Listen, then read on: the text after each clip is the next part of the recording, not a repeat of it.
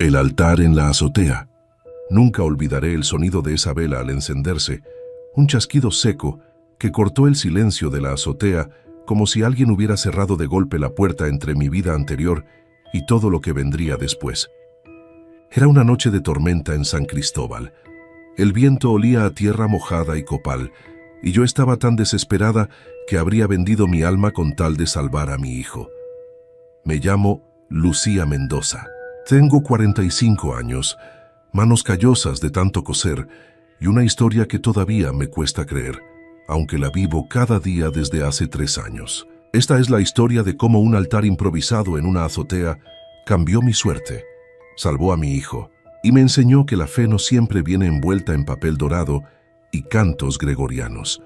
Todo comenzó en abril del 2022, cuando la vida me tenía contra las cuerdas. Trabajaba como costurera en el taller de Don Ramiro, un local pequeño en el centro de San Cristóbal, donde el olor a tela y aceite de máquina se mezclaba con el aroma permanente de café frío. Ganaba apenas lo suficiente para pagar la renta de nuestra casita de 2 cuartos en el barrio de la Merced, comprar frijoles, tortillas y alguna que otra pieza de pollo los domingos si había suerte. Pero el verdadero problema no era el dinero, era Toño, mi hijo de 16 años. Toño había sido un niño dulce, de esos que te abrazan sin que se lo pidas y te regalan dibujos en servilletas. Pero la adolescencia lo había transformado en un extraño. Rebelde, distante, con ojos que ya no me miraban cuando le hablaba. Llegaba tarde, oliendo a cerveza barata. Sus amigos nuevos eran muchachos con tatuajes mal hechos y risas huecas que resonaban en las esquinas después de medianoche. Yo intentaba hablar con él, le suplicaba, le gritaba, lloraba en silencio cuando se iba dando un portazo que hacía temblar los vidrios. Pero Toño estaba en caída libre, y yo no sabía cómo detenerlo. Las deudas tampoco ayudaban. Había pedido prestado dinero a una señora del mercado para pagar la operación de apendicitis de Toño el año anterior, y los intereses me comían viva. Don Ramiro, mi jefe, era buena persona, pero el negocio andaba lento. Hubo semanas en que me mandaba a casa sin paga, con promesas de la próxima semana te compenso, Lucía. Te lo juro por Dios. Dios. Sí, yo era creyente. Iba a misa los domingos cuando podía. Rezaba el rosario por las noches. Le pedía a la Virgen de Guadalupe que cuidara a mi hijo. Pero mis oraciones se sentían como gritos en un túnel vacío. Nadie respondía. Fue entonces cuando llegó esa tarde de mayo que lo cambió todo. Había llovido toda la mañana. Una de esas lluvias chiapanecas que parecen eternas, donde el cielo se pone gris piedra y la neblina baja de las montañas como fantasmas lentos. Yo había terminado de coser un vestido de novia, encargo urgente, que me había tomado 2 noches sin dormir, y había subido a la azotea a tender la ropa mojada que llevaba días apilada en la tina. Nuestra azotea era un espacio pequeño, con barandales de hierro oxidado y macetas vacías que alguna vez tuvieron plantas. Desde ahí se veía el techo de la casa de Doña Piedad, mi vecina de enfrente, y más allá las cúpulas de las iglesias del centro, todas amarillas y blancas contra el cielo plomizo. Estaba colgando una sábana cuando escuché su voz. Lucía, mija, ¿estás llorando otra vez? Era Doña Piedad. Tenía 70 y tantos años, la espalda encorvada como signo de interrogación y ojos negros que parecían ver más allá de lo que uno decía. Era conocida en el barrio como curandera. Hacía limpias con hierbas, leía el tabaco, preparaba aguas de flores para el susto. Algunos la llamaban bruja, pero siempre con respeto. No me había dado cuenta de que estaba llorando. Las lágrimas se mezclaban con la llovizna en mi cara. Estoy bien, Doña Piedad, mentí secándome los ojos con el dorso de la mano. No estás bien, criatura. Te veo desde hace semanas. Te estás consumiendo. Bajé la mirada. Ella tenía razón. Es mi hijo, doña. Se me está perdiendo y no sé qué hacer. Hubo un silencio. Solo el sonido del agua goteando de los techos y el canto lejano de un gallo confundido. ¿Has probado rezarle a ella?, preguntó Doña Piedad. ¿A quién?, respondí levantando la vista. A la niña blanca, a la Santísima, a la que no tiene miedo de escuchar lo que los santos ya no quieren oír. Me quedé helada. Sabía de quién hablaba. Todo el mundo en Chiapas conocía a la Santa Muerte, aunque pocos lo admitían en público. Yo misma la había visto en velaciones clandestinas, en altares escondidos detrás de cortinas en casas del barrio, siempre con su manto de colores y su guadaña brillante. Pero yo nunca me había atrevido. Mi madre me había criado con miedo a esas cosas. Doña, yo no sé si eso sea correcto, murmuré. Ella sonrió, una sonrisa arrugada pero cálida. Mija, lo correcto es lo que te da paz. Ven, te voy a enseñar algo. Bajó de su azotea por una escalera de metal y subió a la mía con una agilidad sorprendente para su edad. Traía una bolsa de plástico vieja. Este es mi altar del viento, dijo, señalando una esquina de su azotea que yo nunca había notado. Era pequeño, casi invisible, una repisa de madera clavada a la pared, con una imagen de la Santa Muerte vestida de blanco, rodeada de veladoras consumidas, flores secas y una copa con agua cristalina. Todo estaba protegido por un techo improvisado de lámina.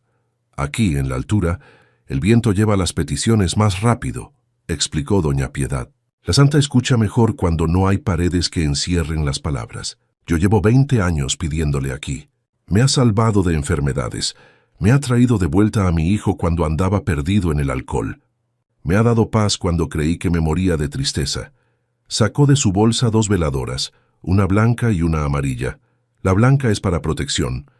La amarilla es para abrir caminos, para que tu hijo encuentre su rumbo. Las enciendes al mismo tiempo. Le hablas con el corazón y le prometes algo a cambio. Puede ser una ofrenda. Puede ser cambiar algo en tu vida. Ella no pide sacrificios raros, solo sinceridad. Me temblaban las manos cuando recibí las veladoras. ¿Y si me equivoco? ¿Y si es pecado? Doña Piedad me tomó las manos entre las suyas, callosas y tibias. Mija, el único pecado es dejar que alguien que amas se pierda cuando hay una mano extendida esperando. Prueba, una sola vez. Si no sientes paz, déjalo. Pero si sientes que algo cambia, entonces sabrás que ella te escuchó.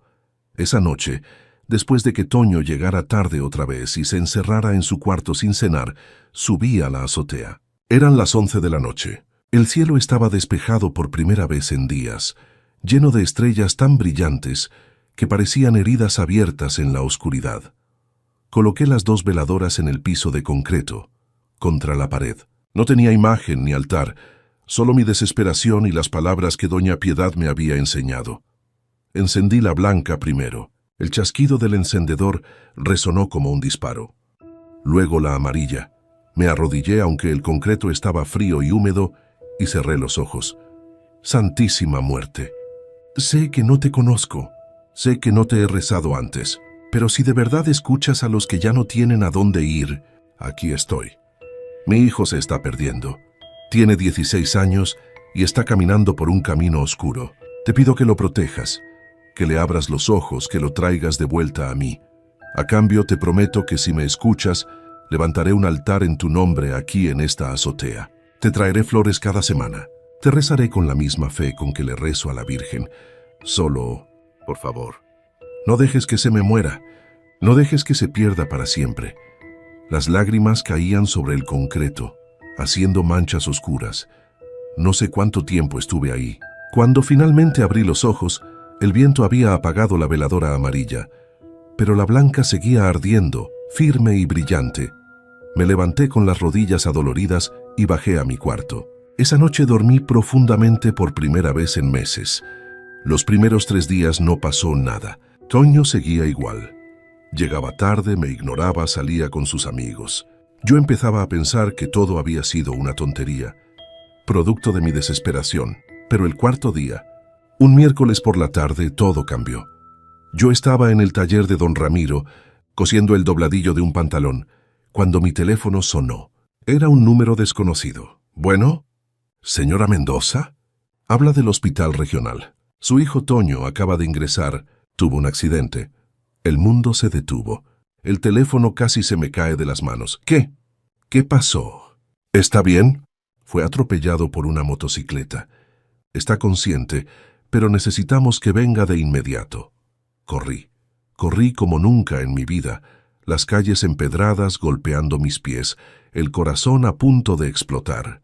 Cuando llegué al hospital, una enfermera me llevó a una sala de emergencias donde Toño estaba sentado en una camilla, con raspones en los brazos y la cara pálida, pero vivo, completamente vivo. «Mamá», dijo cuando me vio, y por primera vez en años, sus ojos estaban llenos de lágrimas. «Mamá, casi me muero». Lo abracé tan fuerte que pensé que lo iba a ahogar. El médico llegó minutos después con los resultados de los estudios. «Es un milagro», dijo, moviendo la cabeza con incredulidad. «La moto lo golpeó de frente a 50 kilómetros por hora. Debería tener fracturas múltiples, trauma craneal, pero no tiene nada. Solo raspones superficiales. Nunca he visto algo así». Toño me contó lo que había pasado. Iba caminando por la calle con sus amigos, distraído, cuando una moto perdió el control en una curva y se vino directo hacia él. Él cerró los ojos, esperando el impacto, pero en lugar de dolor, sintió como si alguien lo empujara hacia un lado. Cuando abrió los ojos estaba en el piso. La moto había pasado rozándolo, y sus amigos lo miraban como si hubieran visto un fantasma. «Juro que alguien me empujó, mamá». Lo sentí, pero no había nadie ahí. Esa noche, cuando volvimos a casa, Toño se quedó callado mucho tiempo. Luego me miró y dijo algo que nunca olvidaré. «No quiero seguir así, mamá. Quiero cambiar. No sé qué pasó hoy, pero siento que me dieron otra oportunidad». Subí a la azotea en cuanto él se durmió. Las 2 veladoras ya se habían consumido por completo, dejando solo charcos de cera blanca y amarilla. Me arrodillé otra vez y lloré, pero esta vez de agradecimiento. «Gracias», susurré al viento. «Gracias por escucharme. Te cumpliré mi promesa». Y lo hice. Al día siguiente compré madera, pintura, flores frescas y una imagen de la Santa Muerte vestida de blanco. Don Ramiro me ayudó a construir un pequeño altar en la esquina de la azotea, protegido con un techo de lámina transparente. Lo llené de flores de cempasúchil, rosas blancas, veladoras de colores y una copa de agua fresca que cambió cada semana. Toño cumplió su palabra también. Dejó a sus viejos amigos. Empezó a llegar temprano a casa. Se inscribió en un curso de carpintería por las tardes. A veces, cuando yo subía a la azotea a rezar, él subía conmigo y se quedaba ahí en silencio, observando las velas. «¿Tú crees que fue ella la que me salvó?», me preguntó una noche. «Yo creo que alguien que te ama mucho te salvó», respondí. «Y no importa cómo se llame o cómo se vea. Lo que importa es que estás aquí». Pero la historia no termina ahí. Un mes después del accidente, don Ramiro me llamó a su oficina en el taller. Pensé que me iba a despedir, porque las ventas seguían bajas. Pero en lugar de eso, me ofreció algo inesperado. «Lucía, quiero que seas la encargada del taller. Yo ya estoy viejo, mis manos ya no son lo que eran. Tú tienes buen ojo, trabajas duro, la gente te respeta. Te subiré el sueldo y te daré un porcentaje de las ganancias». Me quedé sin palabras. Era más dinero del que había visto en años. Era estabilidad. Era la respuesta a todas mis deudas. ¿Por qué yo?, pregunté todavía incrédula. Él sonrió, una sonrisa cansada pero sincera. «Porque he visto cómo cambiaste en estas semanas. Antes te veías derrotada, como si cargaras el mundo en los hombros. Ahora tienes luz en los ojos. No sé qué pasó, pero algo cambió en ti. Y yo necesito esa energía en mi negocio». Esa noche subí otra vez a la azotea y encendí todas las veladoras que tenía. El viento soplaba suave, tibio, oliendo a flores frescas a pesar de que no era temporada. «Cumpliste todo lo que te pedí», le dije a la imagen de la santa. «Y yo te cumpliré mi promesa mientras viva». La noticia de mi altar se corrió rápido en el barrio. Algunos vecinos me miraban con desconfianza. Otros, en cambio, venían a tocar mi puerta para preguntarme si podían subir a rezar también. Doña Piedad venía casi todas las semanas, trayendo flores nuevas y compartiendo historias de otras personas que la santa había ayudado. Pero hubo una persona cuya reacción me sorprendió más que todas: el padre Ignacio, el sacerdote de la parroquia de la Merced. Un domingo, después de misa, él se me acercó. «Lucía, ¿podemos hablar un momento?». El corazón me dio un vuelco. Pensé que venía a regañarme, a decirme que estaba en pecado, que iba a ir al infierno, pero no. Nos sentamos en una banca del atrio, bajo la sombra de un árbol de jacarandá. «He escuchado lo que pasó con tu hijo», dijo el padre Ignacio. «Y has escuchado también de tu altar en la azotea. Bajé la mirada, preparándome para el sermón. Padre, yo sé que la iglesia no aprueba. Él levantó una mano deteniéndome. Lucía, yo no estoy aquí para juzgarte. Estoy aquí para decirte algo que aprendí en mis 30 años de sacerdocio. Dios habla en muchos idiomas. A veces habla en latín, en cantos gregorianos, en homilías dominicales. Pero otras veces habla en el viento, en el silencio de una azotea, en la mano invisible que aparta a un hijo de la muerte. Si lo que encontraste te trajo paz, si te acercó al amor en lugar del miedo, entonces no puede venir del mal. Las lágrimas volvieron a mis ojos. Pero la Santa Muerte es una imagen, Lucía. Las imágenes son solo puertas. Lo que importa es hacia dónde te llevan. Si esa puerta te llevó a salvar a tu hijo, a encontrar esperanza cuando ya no la tenías, entonces bendita sea esa puerta. Nunca olvidaré esas palabras.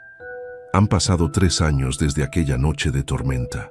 Toño tiene ahora 19 años. Está estudiando carpintería en un taller del centro y tiene una novia Dulce que viene a comer a la casa los domingos. Ya no huele a cerveza, sino a madera recién cortada y barniz. Me abraza sin que se lo pida. Yo sigo siendo encargada del taller de don Ramiro. Pagué todas mis deudas. Incluso pude arreglar el techo que goteaba y pintar las paredes de la casa de un amarillo alegre que hace que todo se vea más luminoso. El altar en la azotea sigue ahí, más grande ahora. Cada 1 de noviembre, el Día de Muertos, subo con flores frescas, pan, chocolate caliente y velas nuevas. Y cada vez, sin falta, cuando termino de rezar y bajo las escaleras, el viento sopla tibio y huele a flores recién cortadas, aunque no haya ninguna planta en kilómetros. A veces, en las noches, subo solo para sentarme ahí y mirar las estrellas. Ya no subo desesperada. Ya no subo con lágrimas de angustia. Subo con gratitud, porque aprendí que la fe no siempre viene vestida como esperamos. A veces llega en forma de una anciana curandera con una bolsa de plástico. A veces llega como un empujón invisible que salva una vida. A veces llega como un viento tibio que huele a esperanza. Y a veces, solo a veces, llega como un altar en una azotea donde una madre desesperada se arrodilló en el concreto frío y le pidió ayuda a alguien que todos temían, pero que a ella le dio exactamente lo que necesitaba, una segunda oportunidad. No sé si fue la Santa Muerte, Dios, el universo, o simplemente el poder de la fe desesperada de una madre. Pero sé que algo cambió aquella noche. Algo escuchó, algo respondió, y yo, Lucía Mendoza, costurera madre devota, seguiré subiendo a esa azotea cada semana mientras viva, encendiendo velas, trayendo flores y susurrando gracias al viento. Porque cuando tocas fondo y alguien te extiende la mano, no importa cómo se vea esa mano, lo único que importa es que te salva, de la miseria al milagro. La primera vez que vi la muerte, brillaba bajo la luna llena como si fuera un diamante perdido en la oscuridad. No tenía miedo entonces, porque cuando no te queda nada que perder, hasta la muerte puede parecerte una aliada. Era marzo de 2019, y yo, Álvaro Ruiz, llevaba 6 meses hundido en una miseria tan profunda que podía sentir cómo me arrastraba hacia el fondo como las corrientes traidoras del Golfo. El puerto de Veracruz, con sus murales coloridos y su aroma eterno a sal mezclado con pan dulce recién horneado, había sido mi hogar durante 42 años. Pero ese año, el puerto que me vio crecer se había convertido en mi prisión. Mi lancha, la Marta Divina, bautizada con el nombre de mi esposa, se había hundido durante el temporal de febrero. Una ola monstruosa la destrozó contra las rocas mientras yo dormía en casa, creyéndome seguro después de haberla amarrado con el mejor nudo marinero que mis manos callosas conocían. Cuando llegué al muelle aquella madrugada, solo encontré astillas flotando y el motor oxidado, asomándose entre las aguas turbias como un cadáver que se niega a descansar en paz. Sin lancha no había pesca. Sin pesca no había dinero. Y sin dinero, bueno, sin dinero mi hija Diana se moría. Diana tenía apenas 7 años, cuando los doctores del hospital regional nos dijeron que su corazón estaba fallando. Cardiopatía congénita. Dijeron con esas palabras largas que los médicos usan para hacerte sentir más ignorante de lo que ya te sientes. Necesitaba una operación que costaba más de 200,000 pesos, una cifra tan astronómica para mí como el número de estrellas en el cielo nocturno sobre el Golfo. Marta, mi guerrera, mi roca, se había convertido en vendedora ambulante de empanadas. La veía salir cada madrugada con su canasta de mimbre cargada de empanadas de camarón, de queso y de picadillo, caminando por las calles empedradas del centro, mientras las primeras luces del amanecer pintaban de naranja las fachadas coloniales. Regresaba al anochecer con los pies hinchados y apenas 300 pesos en el bolsillo. Era valiente, mi Marta, pero yo podía ver cómo el peso de la preocupación le curvaba la espalda un poco más cada día. Yo pasaba las tardes en el muelle, arreglando redes ajenas por unas monedas, sintiendo cómo la sal del aire se metía en mis heridas, las visibles en mis manos y las invisibles en mi orgullo. Los otros pescadores me miraban con lástima. Esa lástima que duele más que cualquier insulto. Algunos me ofrecían trabajo ocasional en sus lanchas, pero no era suficiente. Nunca era suficiente. Don Candelario, mi amigo de toda la vida y santero del barrio, me visitaba seguido. Era un hombre pequeño y arrugado como una pasa, con ojos que parecían ver más allá de lo que existe en este mundo. Siempre olía a incienso y a tabaco, y llevaba colgados al cuello al menos 5 rosarios distintos, cada uno dedicado a un santo diferente. Álvaro, me decía sentándose en el muelle junto a mí, dejando colgar sus pies sobre el agua verde, la fe no es creer que todo va a estar bien. La fe es saber que puedes soportar cuando todo está mal. Yo asentía sin decir nada, porque no tenía palabras. Las palabras se me habían acabado junto con la esperanza.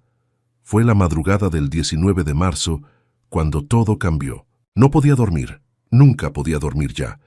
Así que salí de la casa antes de que el sol asomara, dejando a Marta abrazando a Diana en la cama que compartíamos los tres desde que tuvimos que vender los muebles. Caminé hasta la playa del norte, esa franja de arena donde nadie va porque está llena de basura que el mar escupe después de digerirla. Iba a recoger algunas redes viejas que había visto el día anterior, pensando que tal vez podría venderlas por unas monedas. La luna llena colgaba enorme sobre el horizonte, tan brillante que casi no necesitaba la linterna que llevaba. El sonido de las olas era hipnótico, constante, como el latido irregular del corazón de Diana. Estaba agachado, desenredando un trozo de red de entre las rocas, cuando lo vi. Un brillo extraño entre la arena negra. Al principio pensé que era un pedazo de vidrio o alguna baratija de plástico que los turistas tiran sin pensar, pero algo me hizo cavar alrededor con mis manos. Lo que saqué me heló la sangre.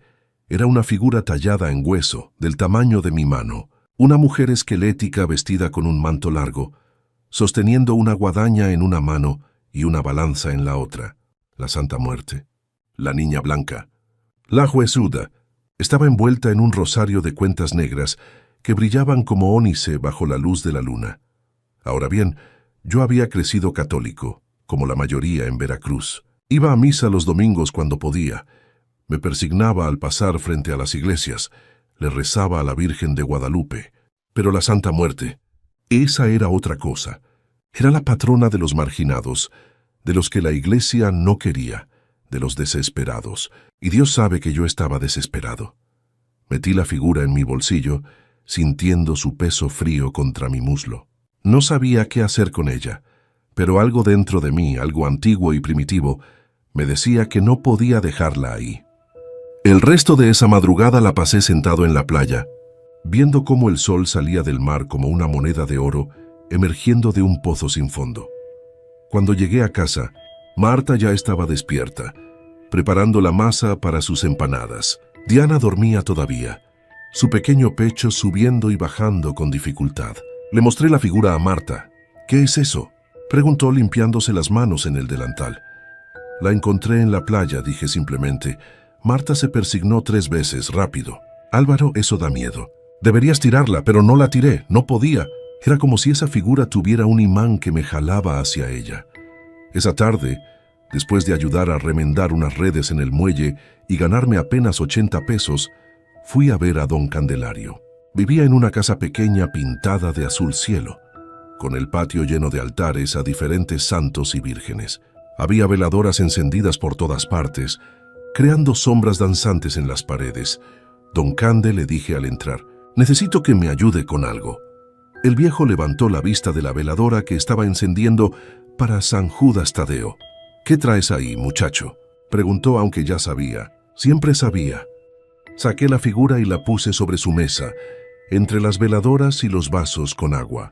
Don Candelario silbó bajito, un sonido que parecía mezcla de admiración y preocupación. «La Santísima», murmuró, tomando la figura con reverencia. «¿Dónde la encontraste?».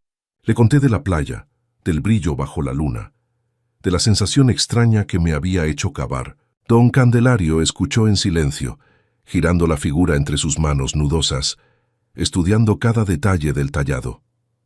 «No es casualidad, Álvaro», dijo finalmente, mirándome con esos ojos que parecían leer el alma. «Ella no aparece así nomás. Cuando la flaquita se te presenta, es porque has llegado al límite, es porque has tocado el fondo, y ella quiere jalarte de vuelta. Pero tienes que creerle, tienes que confiar en la muerte». Pregunté con una risa amarga. «La muerte no es el final, muchacho, es una transformación». Y ella señaló la figura. «Ella es la que decide cuándo y cómo. Llévala a tu casa, ponle agua fresca cada día, enciéndele una veladora y habla con ella. Dile lo que necesitas, dile lo que te duele». Me fui de ahí con la figura envuelta en un pañuelo rojo que don Candelario me regaló. «El rojo es para la urgencia», me dijo, «para cuando necesitas que las cosas cambien rápido». Esa noche, después de que Diana se durmió después de su medicina y Marta se metió a bañar, coloqué la figura en una repisa alta de la cocina, donde nadie más que yo pudiera verla bien. Le puse un vaso con agua y encendí una vela que teníamos guardada para los apagones. Me sentí ridículo al principio, ahí parado frente a ese pedazo de hueso tallado, buscando palabras. Pero entonces pensé en Diana, en su risa que ya casi no escuchaba, en cómo se cansaba solo por caminar al baño. Pensé en Marta, en sus pies hinchados y su sonrisa forzada. Pensé en mí, en cómo me había convertido en una sombra del pescador que alguna vez fui. «No sé si me escuchas», susurré, sintiendo las lágrimas quemar mis ojos. «No sé si existes o si estoy enloqueciendo, pero necesito ayuda. Mi niña se está muriendo. No puedo sacarla de esta. He trabajado toda mi vida. He sido honesto, he sido bueno. Y no es suficiente. Por favor, si hay algo que puedas hacer, cualquier cosa». No sé cuánto tiempo estuve ahí parado, llorando frente a esa figura silenciosa. Cuando finalmente me fui a la cama, me sentía vacío pero extrañamente aliviado, como si hubiera confesado un pecado que llevaba cargando demasiado tiempo. Esa noche tuve el sueño. No era como los sueños normales, esos que se desvanecen apenas abres los ojos. Este era vívido, real, más real que la realidad misma. Estaba otra vez en la playa, pero el mar brillaba plateado y el cielo estaba lleno de estrellas que parecían moverse, formando constelaciones que nunca había visto. Una mujer caminaba hacia mí desde el agua. Era alta y vestía completamente de blanco, un blanco tan puro que dolía mirarlo. No podía ver su cara.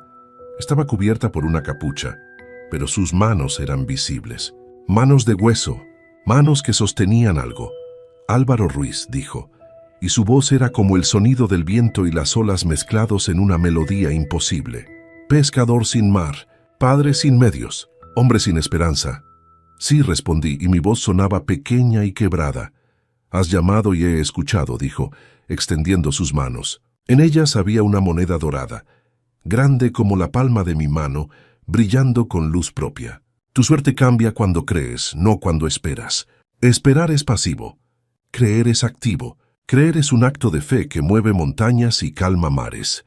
Tomé la moneda. Estaba caliente, casi quemaba, pero no la solté. «¿Qué tengo que hacer?», pregunté. «Ya lo hiciste», respondió. «Pediste, confiaste. Ahora solo debes estar listo para recibir. Las oportunidades vendrán, pero debes tener los ojos abiertos para verlas y el valor para tomarlas». Desperté sobresaltado, con el corazón galopando en mi pecho. Era todavía de madrugada, pero algo había cambiado. El aire se sentía diferente, cargado de posibilidad. Fui a la cocina. La vela seguía encendida, aunque ya casi se había consumido. El agua en el vaso estaba cristalina. Durante los siguientes 2 días, seguí con mi rutina. Ayudaba en el muelle, remendaba redes, buscaba trabajo. Pero ahora había algo diferente en mí, una certeza, una calma. Marta lo notó. «Te ves mejor», me dijo el segundo día tocando mi cara. «Más tranquilo. Tengo fe», le dije simplemente, y era verdad. El tercer día, después del sueño, estaba en el muelle cuando llegó el oficial Moreno, un policía local que conocía desde niños. Venía con un hombre que nunca había visto, un tipo alto y rubio con acento extranjero, claramente no mexicano. «Álvaro», llamó Moreno, «ven acá. Quiero presentarte a alguien». El hombre se llamaba Eric, era noruego, y estaba en Veracruz como parte de la tripulación de un barco de investigación marina que iba a quedarse en el puerto durante 3 meses. Necesitaban un guía local, alguien que conociera las aguas, las corrientes, los mejores lugares para tomar muestras, alguien que hablara español e inglés. «Moreno me dijo que tú eras el mejor pescador del puerto», dijo Eric en un español entrecortado. «¿Estarías interesado?» «¿Interesado?» Era como preguntarle a un hombre en el desierto si quiere agua. «Sí», dije, tratando de no sonar demasiado desesperado. «¿Cuánto pagan?» La cifra que me dijo me hizo temblar las rodillas. 3,000 pesos a la semana más propinas. 12,000 pesos al mes. En 3 meses podría reunir lo suficiente para la operación de Diana y tal vez, solo tal vez, comprar otra lancha. «¿Cuándo empiezo?», pregunté. «Mañana», respondió Eric extendiendo su mano. «Si puedes». Le estreché la mano sintiendo las lágrimas picando mis ojos. «Puedo, claro que puedo».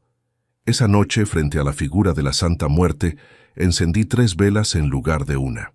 Le cambié el agua y le hablé otra vez. «Gracias», le dije. «No sé si fuiste tú. No sé cómo funciona esto, pero gracias». Los siguientes 3 meses fueron los más arduos pero más gratificantes de mi vida. Trabajaba desde las 5 de la mañana hasta las 6 de la tarde, guiando a Eric y su equipo por el Golfo, mostrándoles dónde las corrientes eran seguras, dónde los arrecifes estaban ocultos, dónde la vida marina era más abundante. Aprendí palabras nuevas en inglés y noruego. Eric me enseñó sobre oceanografía, y yo le enseñé sobre el mar que había sido mi hogar toda la vida. Con mi primer sueldo completo, 3,000 pesos, de los cuales no tuve que gastar ni un centavo, porque Eric insistía en invitarme comida. Fui directamente al hospital regional. Hice el primer pago para la operación de Diana. La doctora Ramírez, la cardióloga, me miró sorprendida. «Señor Ruiz», dijo, «no esperaba verlo tan pronto con el dinero». «Tuve suerte», respondí, aunque sabía que era más que suerte. Durante esos meses, Diana mejoró solo de saber que su operación estaba cada vez más cerca. Volvió el brillo a sus ojos. Marta vendía menos empanadas porque yo insistía en que descansara más, pero finalmente podíamos pagar el alquiler a tiempo y comer algo más que frijoles y arroz. Y cada noche, sin falta, le hablaba a la Santa Muerte.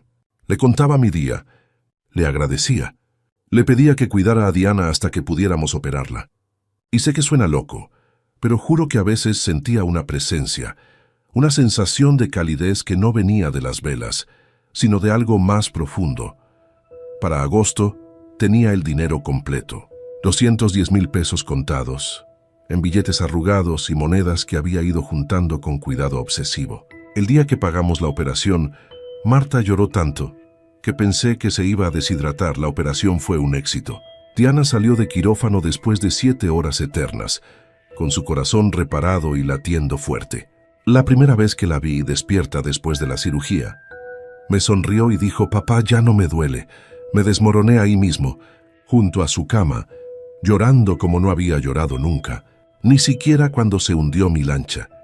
Cuando el contrato con Eric terminó, él me pagó un bono extra, 5,000 pesos por mi excelente servicio. Me dio su tarjeta y me dijo que si alguna vez volvía a Veracruz, yo sería su guía otra vez. Con ese dinero extra y algo que había logrado ahorrar, compré una lancha usada. No era tan bonita como la Marta Divina original, pero flotaba bien y el motor funcionaba. La bauticé Diana II, por la segunda oportunidad que habíamos recibido. Pero antes de volver a pescar, tenía una deuda que pagar. Fui al muelle, a ese lugar donde tantas veces me había sentado a lamentarme, donde había tocado fondo, que ahí en el rincón donde siempre me sentaba, construí un altar. No era nada elaborado. Usé madera de cajas viejas que conseguí en el mercado. Pinté la estructura de blanco y negro, los colores de la Santa Muerte. Coloqué la figura que había encontrado en la playa en el centro, sobre un pedestal pequeño. Alrededor puse conchas que Diana y yo habíamos recogido en la playa, caracoles vacíos que susurraban el sonido del mar y algunas monedas, ofrendas de agradecimiento. La gente del puerto empezó a notar el altar, al principio con curiosidad, luego con respeto. Don Candelario vino y lo bendijo con incienso y oraciones que no entendí pero que sentí en el alma. Otros pescadores empezaron a dejar sus propias ofrendas, flores, velas, pequeñas peticiones escritas en papel. Corrió la voz. El altar del milagro de Álvaro lo llamaban. Decían que si rezabas ahí antes de salir a pescar, el mar te trataba bien, que las redes se llenaban más, que las tormentas se calmaban, que la Santa Muerte protegía a los que creían. No sé si todo eso es verdad. La fe es extraña así. Mezcla lo real con lo deseado hasta que no puedes separar uno del otro. Pero sé que desde que construí ese altar mi vida cambió. No solo económicamente, aunque volví a pescar bien y pude hasta contratar a 2 muchachos que me ayudan, sino espiritualmente.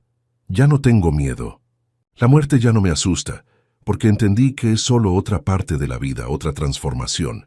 Y la Santa Muerte, la huesuda, la niña blanca, ella no es enemiga de los vivos, es protectora de los olvidados, de los que no tienen a nadie más a quien recurrir. Han pasado 2 años desde aquella noche en la playa. Diana tiene 9 años ahora, y corre por la casa como cualquier niña sana. Va a la escuela, juega con sus amigas, me ayuda a arreglar las redes. Su corazón late fuerte y constante, como las olas del Golfo. Marta dejó de vender empanadas. Ahora tiene un pequeño puesto de mariscos cerca del malecón, vendiendo ceviches y cócteles de camarón que prepara con mi pesca del día. Le va bien. Sonríe más, sus pies ya no están hinchados, yo sigo pescando. Me levanto cada madrugada, cuando el cielo todavía está oscuro y las estrellas se reflejan en el mar como diamantes flotantes. Paso por el altar, le cambio el agua a la Santa Muerte, enciendo una vela, le digo gracias, y entonces voy al mar. Y juro por todo lo que tengo de sagrado que cada amanecer, cuando el sol empieza a romper el horizonte y el cielo se pinta de oro y rosa y naranja, escucho una voz. Es suave, casi imperceptible, como el susurro del viento entre las olas. Pero está ahí. El mar no solo da peces, dice la voz, también da milagros. Y yo, Álvaro Ruiz, pescador del puerto de Veracruz, creo cada palabra, porque yo viví el milagro. Yo toqué fondo y fui rescatado. Yo pedí cuando ya no me quedaba nada, y fui escuchado. Por la iglesia, por Dios, por la Santa Muerte, por el universo, no sé quién exactamente. Tal vez por todos. Tal vez la fe no necesita etiquetas ni nombres. Tal vez solo necesita ser verdadera. La gente todavía viene al altar. Algunos dejan velas, otros dejan flores. Algunos solo se sientan ahí un rato buscando la misma paz que yo encontré. Oficial Moreno me dijo el otro día que está pensando en hacer oficial el altar, ponerle una placa o algo así. Yo le dije que no hace falta. Los milagros no necesitan placas. Solo necesitan testigos que los cuenten. Así que aquí estoy contando mi historia, no para convencer a nadie de nada. No busco conversos ni seguidores. Solo quiero que sepan que cuando llegues al fondo, cuando toques la roca más profunda de la desesperación, hay algo, alguien, esperando ahí para escucharte. Solo tienes que tener el valor de pedir, el valor de creer, el valor de confiar en que hay más en este mundo de lo que podemos ver o entender. Y si algún día pasas por el puerto de Veracruz, ven al muelle, busca el altar con las conchas y las monedas, enciende una vela. Di tú, ¿verdad? Pide tu milagro, porque la huesuda escucha. Yo soy la prueba viviente, y el mar, ese mar verde y salvaje que me ha dado todo, mi sustento, mis penas, mis alegrías, sigue susurrando su secreto cada amanecer.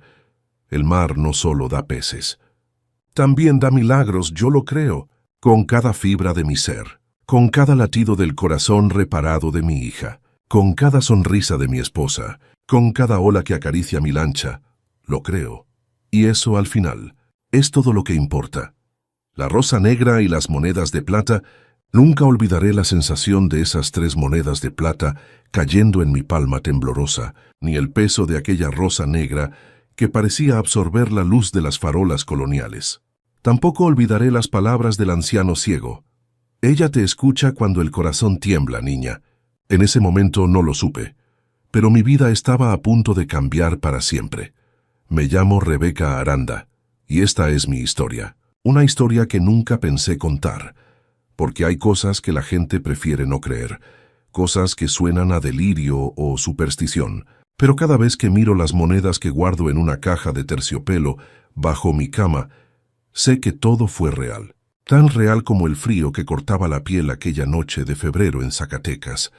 Tan real como las lágrimas que derramé sobre el mostrador del café cuando pensé que todo se había perdido. Era un martes. Los martes siempre fueron mis días más oscuros. Ese martes en particular llevaba 32 horas sin dormir, entre los turnos dobles en el Café Catedral y las noches estudiando para no perder mi beca de Derecho. Mi cuerpo era un cascarón vacío que se movía por inercia. Las ojeras bajo mis ojos parecían moretones, y mis manos temblaban cada vez que levantaba las tazas de porcelana blanca que tanto le gustaban a don Refugio, el dueño del establecimiento. La universidad me había citado para el jueves. Asunto urgente relacionado con tu situación académica, decía el correo electrónico que había leído al menos 50 veces, buscando entre las líneas alguna señal de esperanza que no existía. Sabía lo que significaba. Mi promedio había caído por debajo del mínimo requerido. Las faltas se acumulaban.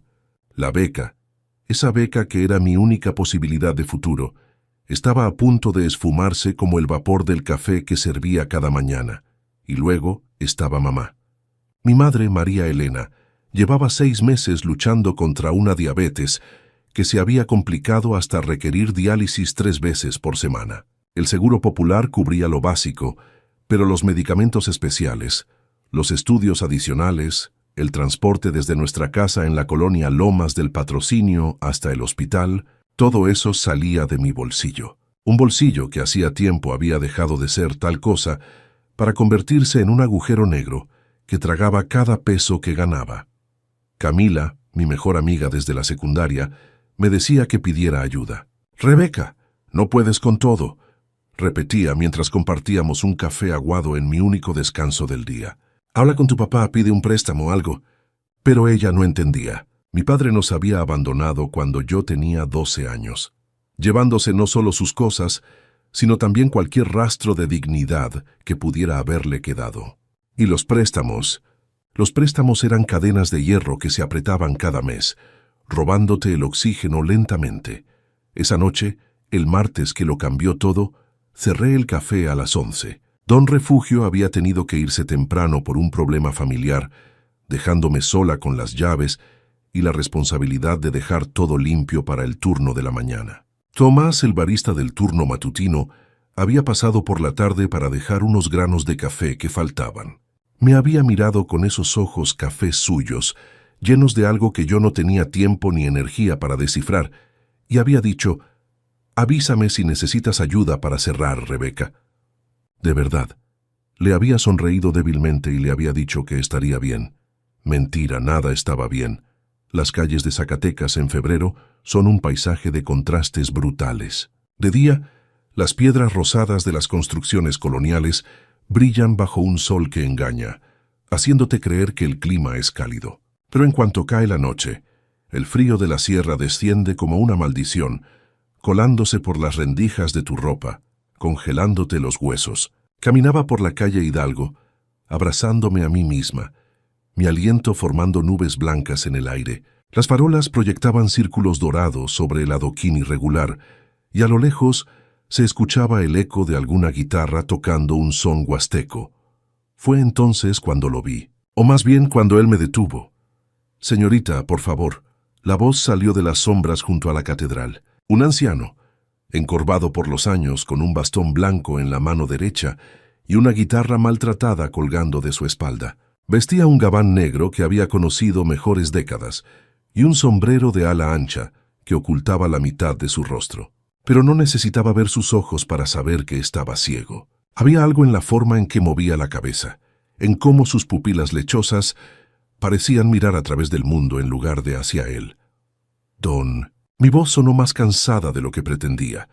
Emiliano, respondió con una sonrisa que reveló dientes sorprendentemente blancos para su edad. Disculpe la molestia, señorita. Necesito cruzar hacia la plaza de armas. Mis piernas ya no son lo que eran y... Bueno, los conductores de esta ciudad parecen tener prisa por llegar al más allá. En cualquier otra circunstancia, tal vez habría murmurado una disculpa y seguido mi camino. Tenía tanto en qué pensar, tantos problemas que parecían montañas imposibles de escalar. Pero algo en la voz de aquel hombre, una calidez que contrastaba con el frío de la noche, me hizo detenerme. Claro, don Emiliano, déjeme ayudarlo.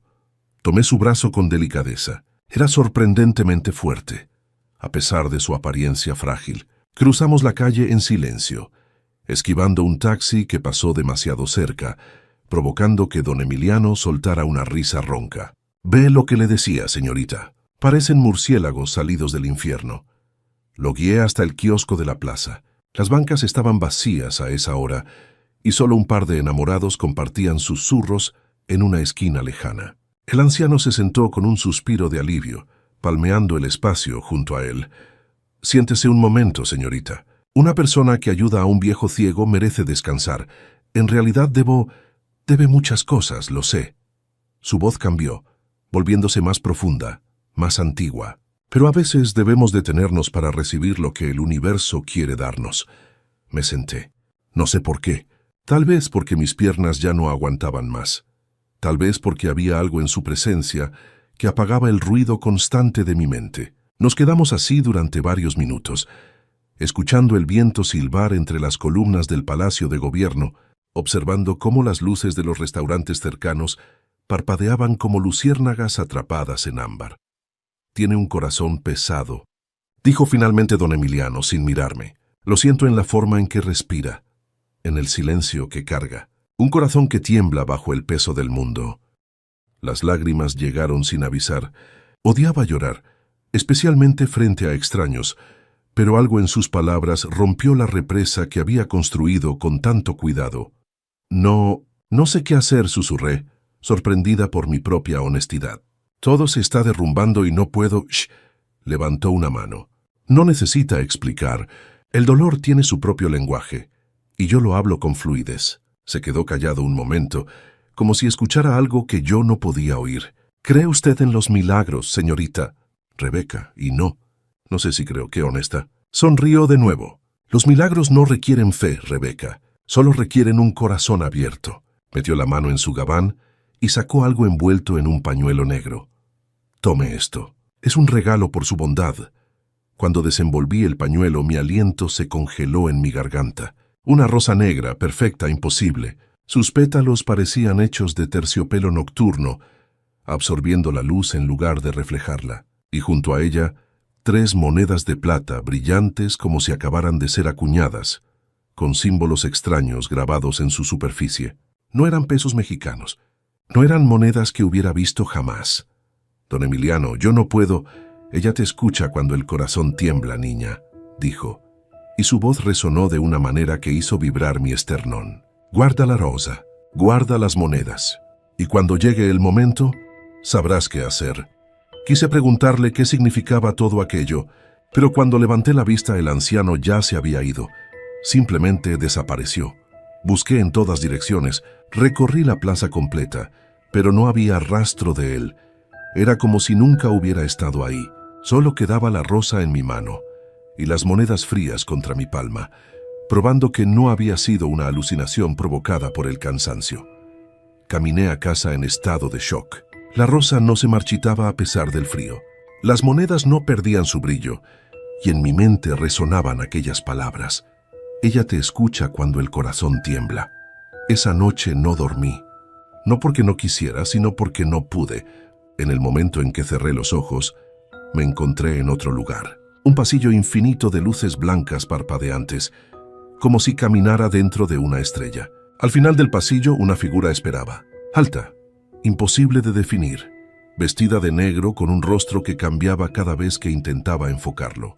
Mujer, hombre, joven, anciana, todas las edades y ninguna. La figura extendió una mano esquelética pero extrañamente hermosa, y en ella había un cuaderno. La cubierta era de cuero negro con mi nombre grabado en letras doradas. Rebeca Aranda Abre, dijo con una voz que era todas las voces. Mira lo que está escrito. Mis manos temblaban mientras abría el cuaderno. Las páginas estaban llenas de fechas, eventos, nombres. Vi la fecha de mañana. Tomás te confesará algo importante. Vi la fecha del jueves. La universidad trae noticias. Vi fechas futuras, meses adelante, años incluso, y en todas ellas, junto a eventos específicos, había pequeñas ilustraciones de rosas negras. ¿Qué es esto?, pregunté, aunque creo que ya sabía la respuesta. Tu historia, respondió la figura, la que fue, la que es, la que puede ser. Nada está escrito en piedra, Rebeca, pero algunas cosas pueden cambiar con la ayuda correcta. ¿Quién eres? La figura se inclinó hacia mí, y por un momento vi claramente su rostro. Era hermoso y terrible a la vez, lleno de compasión infinita y justicia implacable. Soy quien escucha cuando el corazón tiembla. Soy el final y el comienzo. Soy la Santa Muerte. Y tú, niña, has captado mi atención. Desperté gritando. Mi madre golpeó la puerta de mi habitación, preguntando si estaba bien. Le dije que había sido una pesadilla, pero ambas sabíamos que mentía. Podía sentir el olor de las velas apagadas en mi habitación, aunque no había encendido ninguna. Y la rosa negra que había dejado en mi buró ahora estaba en un florero junto a mi cama, fresca como si acabara de ser cortada. El miércoles transcurrió en una neblina. En el café, Tomás no podía dejar de mirarme. Finalmente, durante mi descanso, se acercó con 2 tazas de chocolate caliente. Rebeca, necesito decirte algo. Sus manos temblaban tanto como las mías habían temblado la noche anterior. Llevo meses queriendo. Bueno, no sé cómo. Respiró profundo. Me gustas. Mucho. Y sé que tienes 1000 cosas en la cabeza y probablemente soy un idiota por decirlo ahora, pero no puedo seguir callando. Si necesitas ayuda, si necesitas lo que sea, estoy aquí. No solo como compañero de trabajo, sino como alguien que te ama. Las palabras del cuaderno resonaron en mi mente. Tomás te confesará algo importante. Sentí que el mundo se inclinaba levemente, como si la realidad misma se estuviera ajustando a un nuevo patrón. Tomás, no tienes que responder ahora, se apresuró a decir. Solo piénsalo. Esa tarde Camila pasó por el café. Traía noticias. Rebeca, ¿recuerdas a doña Luz, la señora del puesto de flores cerca de la Alameda?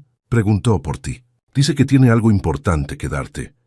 No sabía quién era doña Luz, pero algo me impulsó a buscarla. El puesto de flores estaba en una esquina poco transitada, lleno de crisantemos amarillos, rosas rojas y margaritas blancas. Doña Luz era una mujer entrada en años, con el cabello plateado recogido en un moño impecable y ojos que parecían ver más allá de lo visible. Rebeca Aranda, dijo antes de que yo pudiera presentarme. Te estaba esperando. ¿Cómo sabe mí? Don Emiliano me pidió que cuidara de ti. Señaló hacia el fondo del puesto, donde colgaba una guitarra vieja con una cinta negra. Me dijo que vendrías, y me dijo que necesitarías esto. Me entregó un sobre. Dentro había una carta manuscrita y una dirección. La carta decía: Rebeca, la Fundación Esperanza Nueva busca estudiantes con tu perfil. He recomendado tu caso. Preséntate este jueves a las 10 a.m. en la dirección adjunta, confía.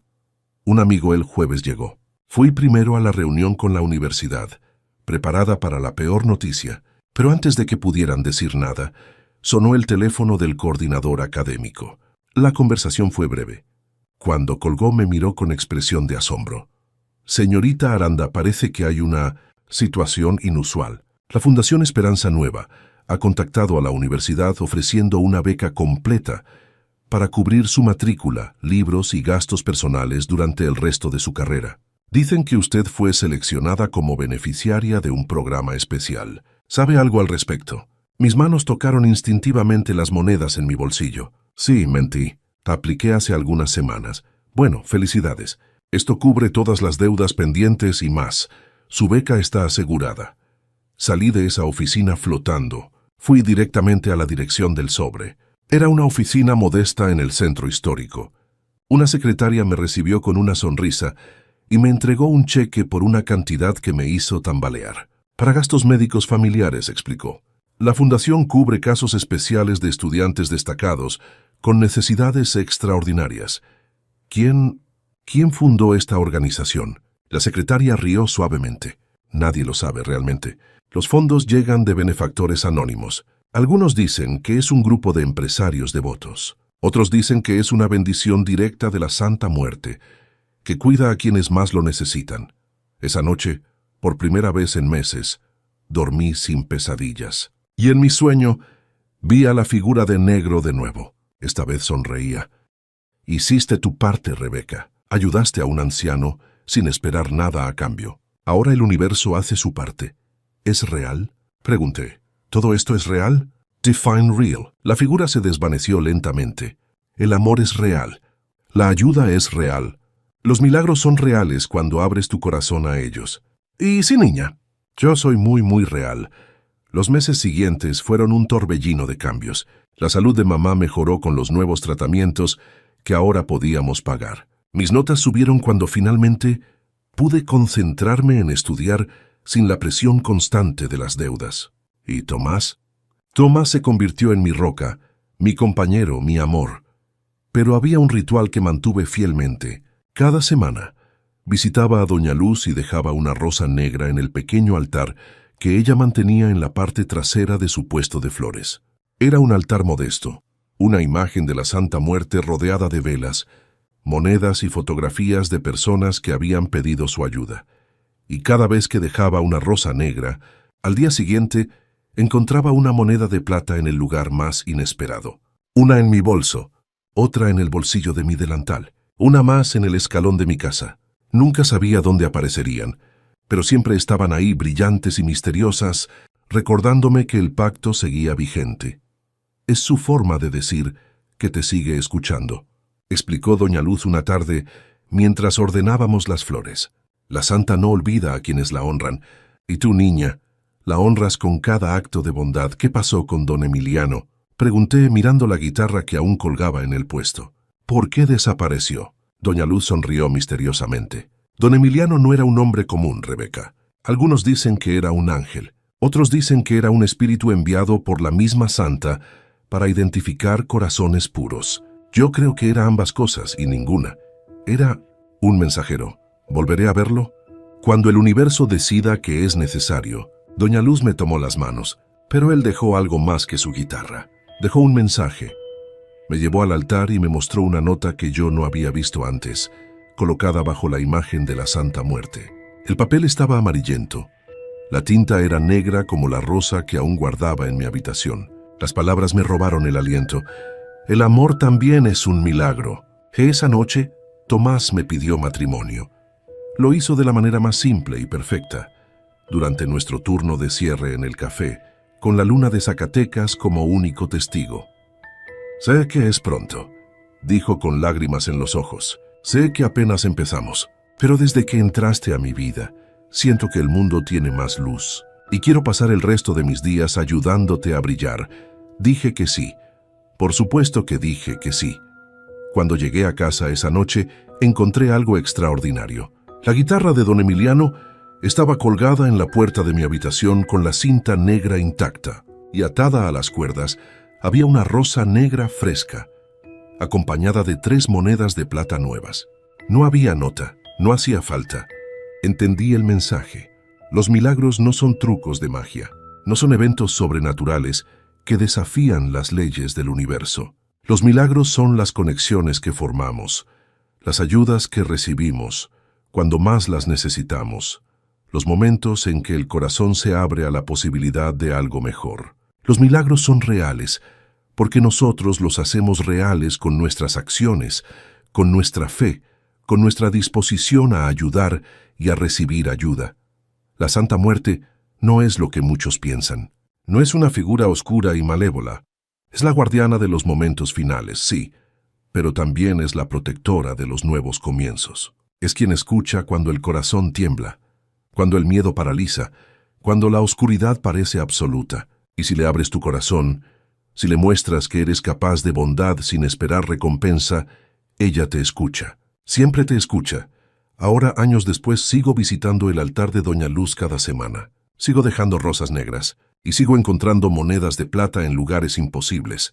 Tomás y yo nos casamos en una ceremonia pequeña en la Catedral de Zacatecas, con mamá sonriendo, desde la primera fila, saludable y feliz. Camila fue mi dama de honor, y doña Luz nos regaló el ramo de novia. Crisantemos blancos con una sola rosa negra en el centro. Don Emiliano no apareció en la boda, pero su guitarra sí estuvo ahí, colgada cerca del altar, como un recordatorio de que los ángeles caminan entre nosotros, disfrazados de ancianos ciegos, de vendedoras de flores, de baristas tímidos con ojos llenos de amor. Esta es mi historia, la historia de cómo la Santa Muerte me salvó cuando creí que todo estaba perdido. La historia de cómo 3 monedas de plata y una rosa negra cambiaron el curso de mi destino. La historia de cómo aprendí que los milagros existen, no porque desafiemos las leyes del universo, sino porque las aceptamos y trabajamos con ellas. Y si alguna vez te encuentras en esa calle fría de Zacatecas, con el corazón temblando bajo el peso del mundo, un anciano ciego te pide ayuda. Detente, ayúdalo, porque tal vez, solo tal vez, ese sea el momento en que tu propia historia cambie para siempre. Ella escucha cuando el corazón tiembla, siempre lo hace. Solo necesitas estar dispuesto a creer. Las monedas aún llegan, la rosa nunca se marchita. Y cada noche antes de dormir, miro la guitarra de don Emiliano colgada en mi sala y susurro: gracias, porque el amor también es un milagro, y yo, Rebeca Aranda, soy la prueba viviente de ello. La noche en que la Santa Muerte me hizo rico, nunca pensé que tocaría fondo en el mismo lugar donde nací, pero ahí estaba yo, con las manos vacías y el orgullo hecho pedazos, mirando las montañas de Tepoztlán como si fueran testigos mudos de mi fracaso. Esa noche de noviembre, mientras la neblina bajaba como dedos fantasmales desde el Tepozteco, yo contaba las pocas monedas que me quedaban y me preguntaba si valía la pena seguir intentándolo. Me llamo Gerardo Vilchis y durante 15 años fui el vendedor de dulces típicos más conocido del mercado de Tepoztlán. Alegrías de amaranto, cocadas recién hechas, palanquetas de cacahuate que crujían como promesas de felicidad. Los turistas me buscaban, los niños del pueblo me conocían por nombre, y Paola, mi esposa, siempre decía con orgullo que yo llevaba la dulzura a cada rincón de nuestro pueblo mágico. Pero eso fue antes de que la crisis llegara como un vendaval silencioso, antes de que los grandes distribuidores entraran al mercado con sus productos industriales a mitad de precio, antes de que mi negocio, construido con tanto amor y esfuerzo, se desmoronara como un castillo de azúcar bajo la lluvia. La noche del 31 de octubre de 2019, mientras el pueblo se preparaba para la llegada del Día de Muertos, yo caminaba por las calles empedradas con el alma más pesada que mis pies. Había vendido apenas 3 bolsitas de dulces en todo el día. 3. Ni siquiera alcanzaba para comprar el maíz de la semana. Paola había tratado de animarme en la mañana, antes de irse a dar clases a la escuela rural de San Juan Tlacotenco. Gerardo, mi amor, ya verás que todo mejora. Siempre ha sido así. Cuando tocas fondo, lo único que puedes hacer es subir, pero yo ya no le creía. Había tocado fondo tantas veces en los últimos meses que sentía que estaba cavando mi propia tumba financiera.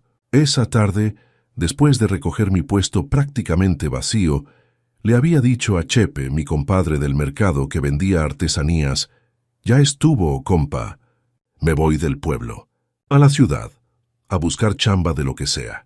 Aquí ya no hay futuro para mí. Chepe, siempre el bromista, me había palmeado la espalda con su risa estridente. ¿Qué dices, Gerardo? Tú eres parte de este mercado como el copal es parte del Día de Muertos. No te puedes ir así nomás. Pues ya verás que sí, le respondí más amargo que el chocolate sin azúcar. Ya hablé con Paola. En cuanto pase el Día de Muertos, empaco mis cosas y me largo. Caminaba sin rumbo fijo, dejando que mis pies me llevaran por las calles que conocía de memoria. El olor a copal flotaba en el aire húmedo, mezclándose con el aroma de las flores de cempasúchil que adornaban cada esquina. Las familias comenzaban a montar sus altares, a colocar las fotografías de sus muertos queridos, a preparar el pan y el mole para recibirlos. Todo el pueblo vibraba con esa energía especial que solo llega una vez al año, cuando el velo entre los mundos se hace más delgado, pero yo me sentía completamente desconectado de todo eso. Mientras Tepoztlán celebraba la vida y la muerte entrelazadas, yo solo pensaba en mi propia derrota. Fue entonces cuando vi la luz, una luz dorada y parpadeante que salía de la vieja tienda de don Leandro, al final de la calle Revolución. La tienda estaba casi escondida entre dos construcciones más grandes, con su fachada descolorida y su letrero que apenas se leía. Místico Tepoztlán, artículos esotéricos. Don Leandro era un personaje peculiar del pueblo, anciano, encorvado, con ojos que parecían ver más allá de lo evidente. Vendía velas, amuletos, hierbas medicinales y todo tipo de objetos que los turistas compraban buscando un poco de magia. Yo siempre había sido escéptico de esas cosas. Para mí la única magia real era el trabajo duro y la honestidad. Pero esa noche, algo me atrajo hacia su tienda. La puerta estaba entreabierta y pude ver a don Leandro adentro moviendo cajas con dificultad. Tenía más de 80 años y no debería estar cargando cosas pesadas a esas horas. Sin pensarlo mucho, empujé la puerta. «Buenas noches, don Leandro. ¿Necesita ayuda?» El anciano levantó la vista y me miró con esos ojos profundos que siempre me hacían sentir un poco incómodo, como si pudiera leer cada uno de mis pensamientos. «Gerardo Vilchis», dijo con voz ronca. «¡Qué sorpresa! Justo pensaba en ti». Eso me pareció extraño, pero no dije nada. Me acerqué y comencé a ayudarlo con las cajas, moviéndolas hacia el fondo de la tienda. El lugar estaba repleto de objetos curiosos. Estatuillas de santos, collares de piedras, mazos de hierbas secas colgando del techo. El olor a incienso era tan intenso que casi mareaba. «¿Qué hace trabajando tan tarde, don?», le pregunté mientras cargaba una caja particularmente pesada. «Preparando el altar», respondió simplemente. «Mañana es Día de Muertos. Hay que recibir a quienes vienen de visita». Trabajamos en silencio durante varios minutos. Yo seguía sus instrucciones, moviendo esto, ajustando aquello, limpiando el polvo de algunos estantes. A pesar de mi mal humor, había algo reconfortante en esa actividad simple. Por primera vez en semanas, no estaba pensando en mis deudas ni en mi fracaso. Fue al mover la última caja cuando lo vi. Al fondo de la tienda, en una habitación pequeña que nunca había notado antes, había un altar. Pero no era un altar ordinario para el Día de Muertos. Este era diferente. Más grande, más elaborado, más poderoso. Estaba cubierto por completo de velas doradas. Cientos de ellas, de todos los tamaños, creando un mar de luz parpadeante que parecía respirar. En el centro del altar había una figura alta, una estatua que me cortó el aliento. Era la Santa Muerte. La había visto antes, por supuesto.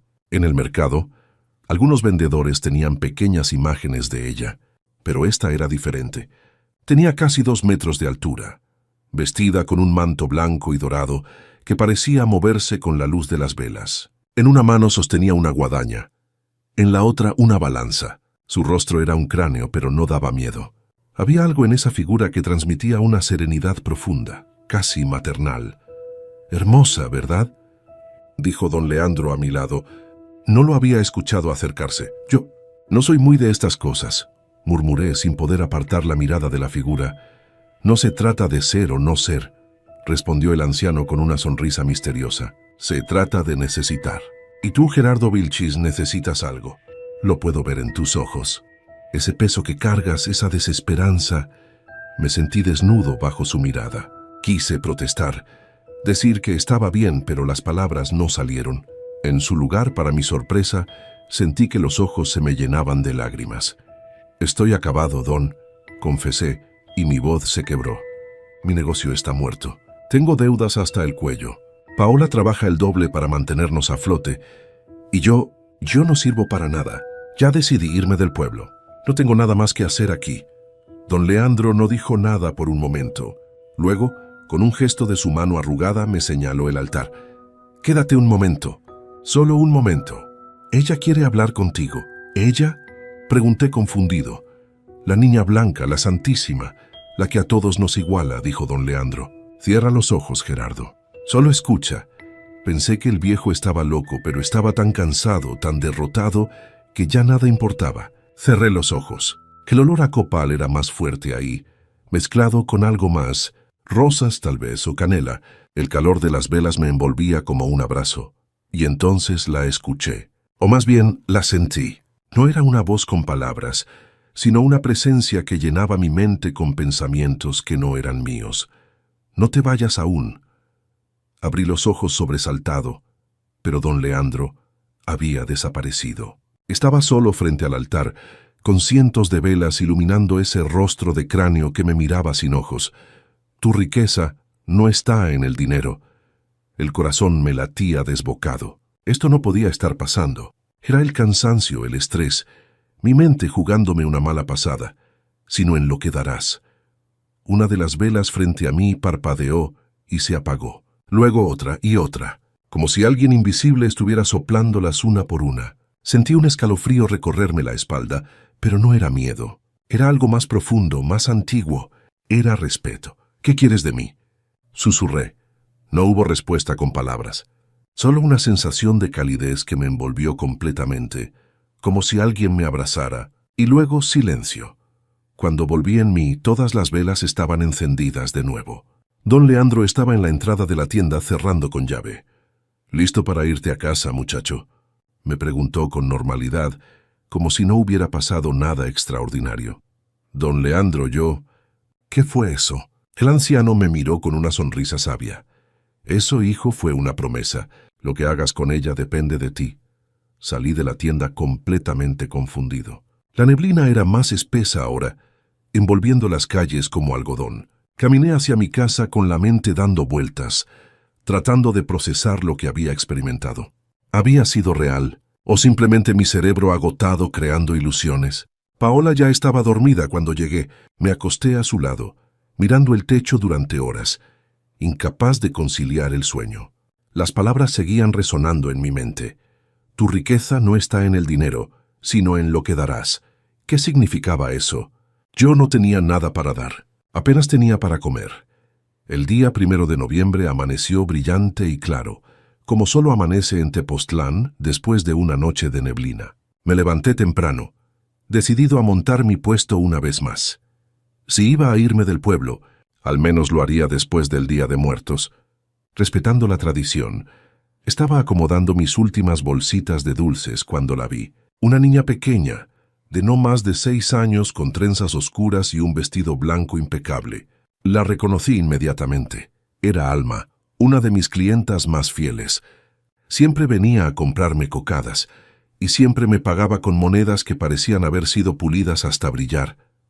«Buenos días». «Señor Gerardo», dijo con su voz dulce. «Buenos días, niña Alma, ¿cómo está tu mamá?»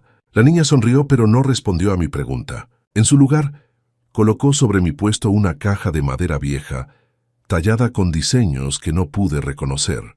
La caja estaba atada con un listón dorado. «Esto es para usted, señor de los dulces», dijo. «Lo encontramos en la casa nueva de mi tío. Él dice que usted sabrá qué hacer con esto». «¿Qué?» «Espera, niña, no entiendo».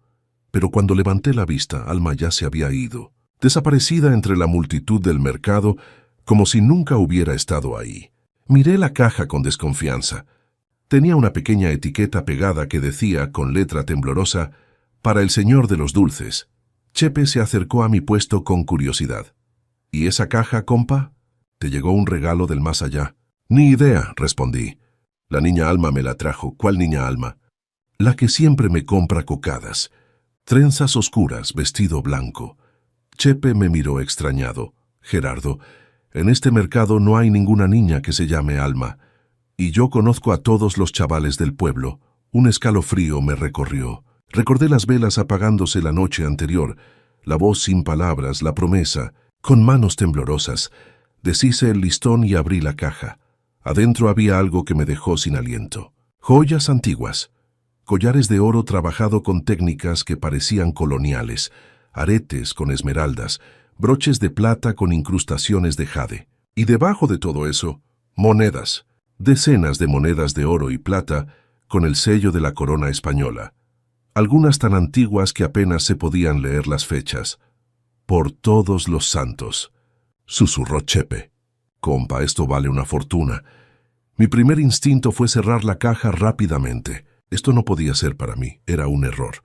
Pero entonces recordé las palabras. Tu riqueza no está en el dinero, sino en lo que darás. Pasé todo el día en un estado de confusión total. Cerré mi puesto temprano y me fui directo a casa con la caja. Paola casi se desmaya cuando se la enseñé. Gerardo, ¿de dónde sacaste esto? ¿Hiciste algo ilegal? No, te juro que no. Una niña me la dio. Dijo que la encontraron en una casa. ¿Qué niña? No sé.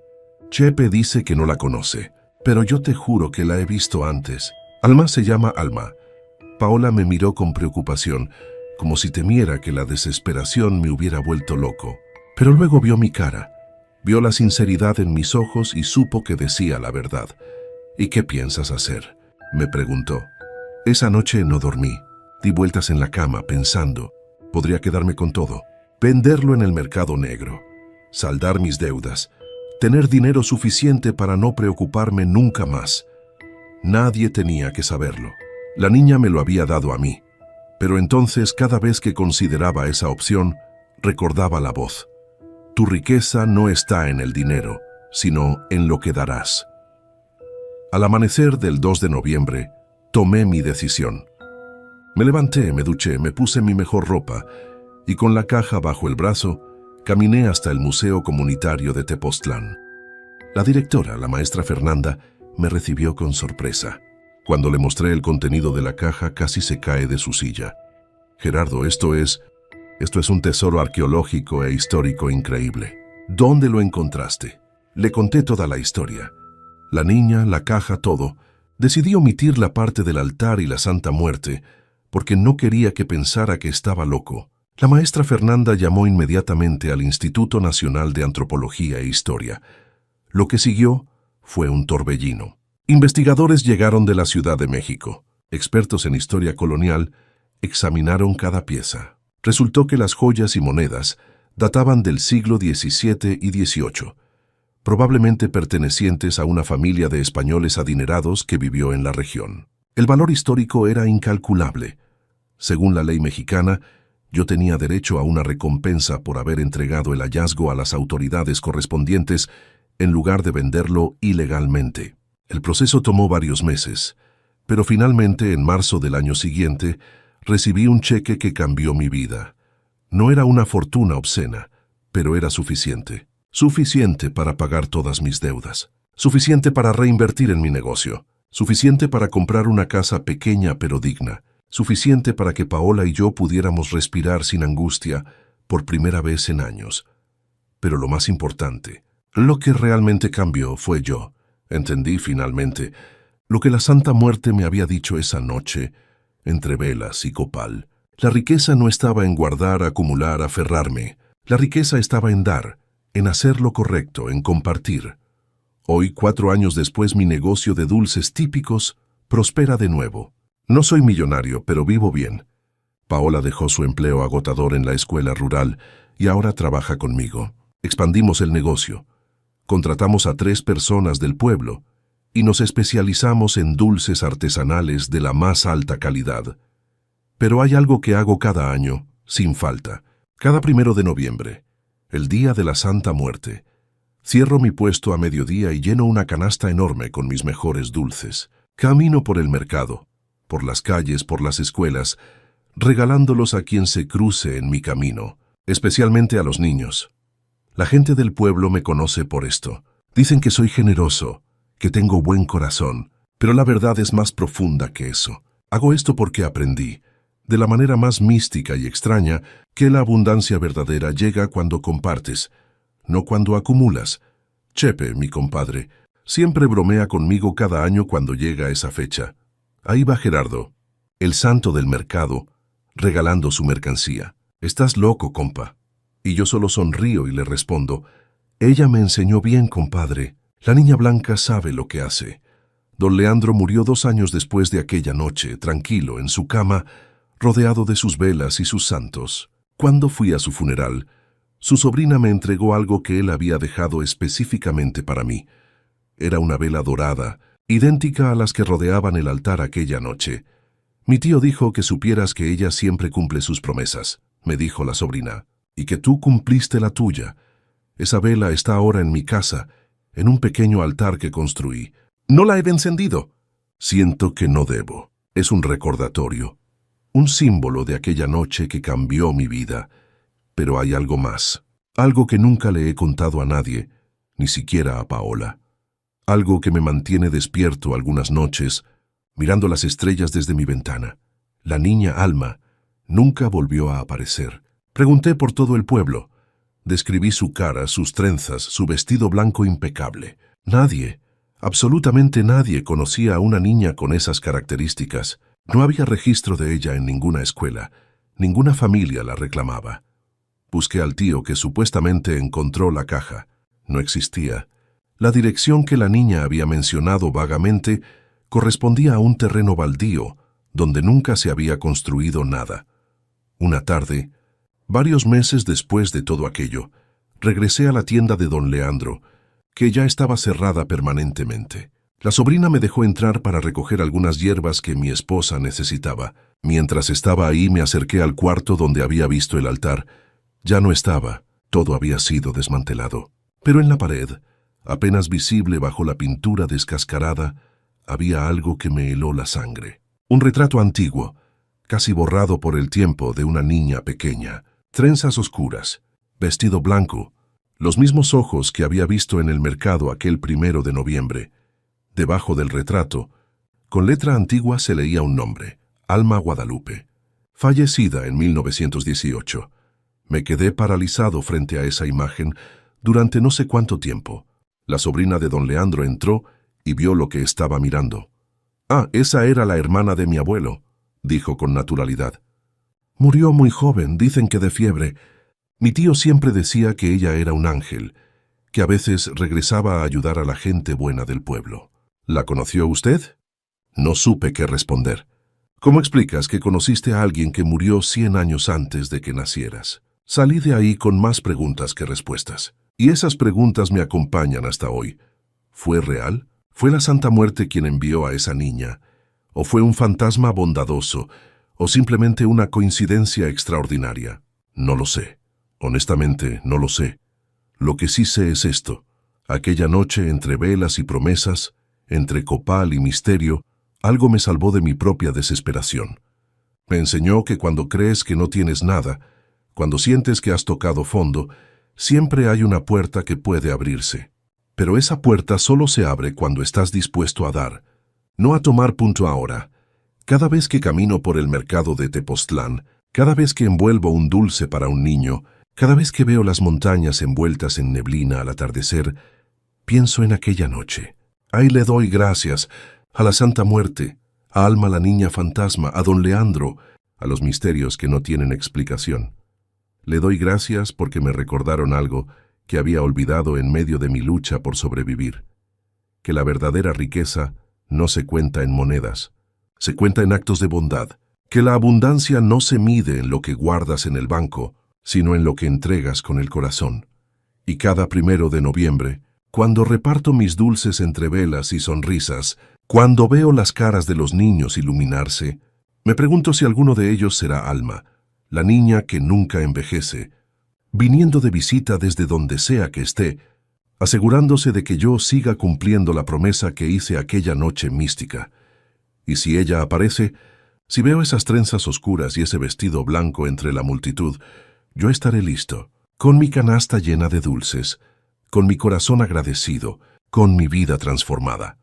Porque entre velas y promesas, la Santa Muerte me enseñó el secreto más grande de todos, que cuando das desde la pobreza, recibes desde la abundancia. Y esa lección, esa verdad profunda es el mayor tesoro que alguien podría haberme dado.